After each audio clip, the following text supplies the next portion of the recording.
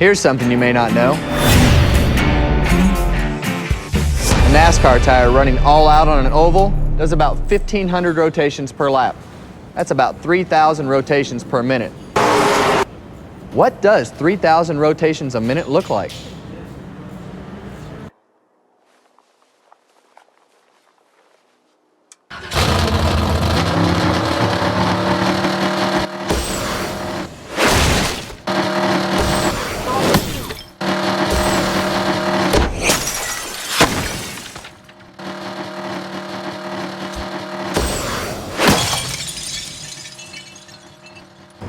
Just one more time.